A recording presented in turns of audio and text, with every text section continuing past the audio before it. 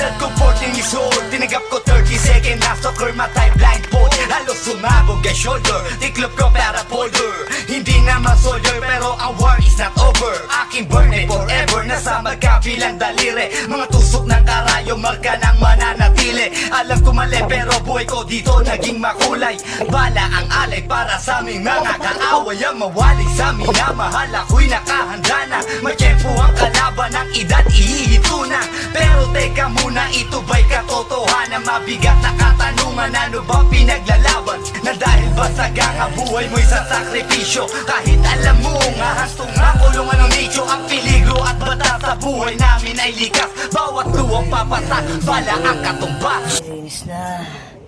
Linis na. Nice na.